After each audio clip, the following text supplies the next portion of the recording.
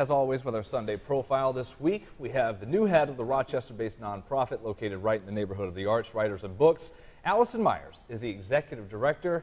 I say the new head of Writers and Books because Alison took over earlier this year, been leading the group for about 6-7 months now, but you have a long history in helping nonprofits. I guess I'll start with why Rochester and why Writers and Books now? What brought you here?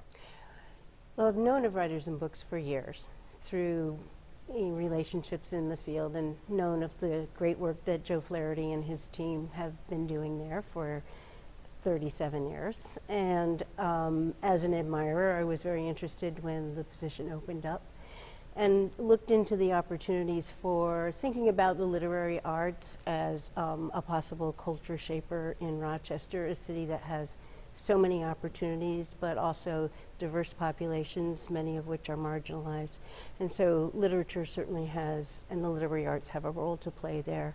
And I was eager to embrace that opportunity. In your background of having previous leadership roles, also a writer and a poet yourself. Yes. So that has to be, it's just such a strong connection for you to help pass along, learn from others, and to teach others too. Absolutely. I was the executive director of Cave Canem Foundation in New York City for a decade. And Cave Canem has been changing the literary landscape for 20 years now, just bringing in African American and Black poetic voices from the margins to the center of our cultural awareness. And it's a very exciting prospect for you know, the entire literary and arts and culture field.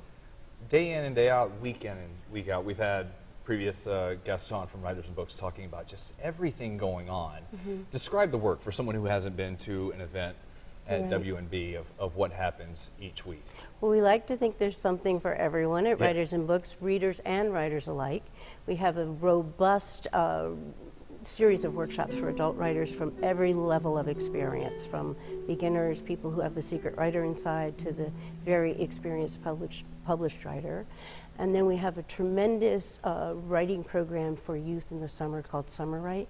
During July and August, over 600 kids, ages 5 through 18, come through our doors for classes. And obviously, there's a need for this field, for Writers and Books, because your events, they fill up fast.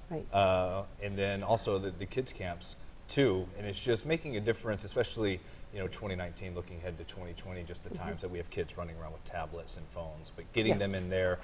It's not just a bookstore event. This is, I mean, you have Hogwarts-themed events, zoo animals come in. It's just a way to stay important and relevant. Yeah, exactly, because in today's world, there are many different ways in which kids either resist or enter into literary works. So intersection with visual arts, dance, theater, radio production, all of that is a way of opening the door for a diverse number of children all across our communities in Rochester. With everything happening, you obviously can't lead them all, but your staff and local authors who come in and help out, different speakers, people with English backgrounds.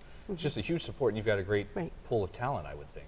We have an incredibly talented pool of teaching artists, and every year as well, a brilliant person, Karen Van Meenen, organizes our Rochester Reads program, which is a month-long one-book program in which thousands of people engage by reading and attending events.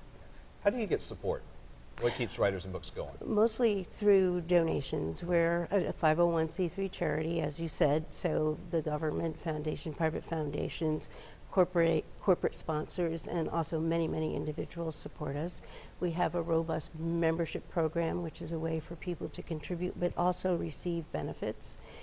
And beyond that, some of our programming produces some income for us, and at this point, however, we're very interested in expanding and making more democratic our scholarship opportunities. So more and more, we're hoping to rely on contributed income.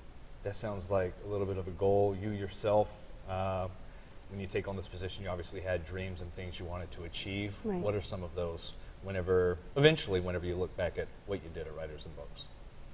I think we really want to be an active player in moving Rochester forward. We know that there are many challenges, but also opportunities, a tremendous pool of activists, artists, and arts organizations, and we see ourselves as having a role in that.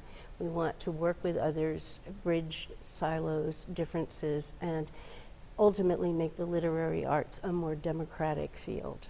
What have you learned in the half a year that you've been here doing this? Well, I've learned that I have a passionate, highly skilled team ready to embrace change, learn, and make a difference. An incredibly supportive board, and in general, I've found the Rochester community to be very, very warm and welcoming and eager to talk about ways in which collaboration and mutuality can benefit the city. And always busy, I assume, coming up with new ideas and new programs looking ahead to next year. Yeah, we're launching an independent bookstore, by the way. So when this program airs, we will have had our soft opening on November 1st. And we're inviting the public to help us name the bookstore. There's a competition for that. And asking them to tell us which books they'd like us to carry as well. Oh, that's great. Just the interaction, the feedback from the public, too. Yes. A lot happening going on. By the way, her name is Alison Meyers, the brand new Executive Director of Writers and Books. Took over that role earlier this year in the spring. The nonprofit is located right in the middle of the neighborhood of the arts community. They always have something going on, and we can't reiterate this enough. It is for everyone. The group works to promote reading and writing among people of all ages and backgrounds. You can learn more by reading this write-up on Rochester in Focus and on our website, WHEC.com.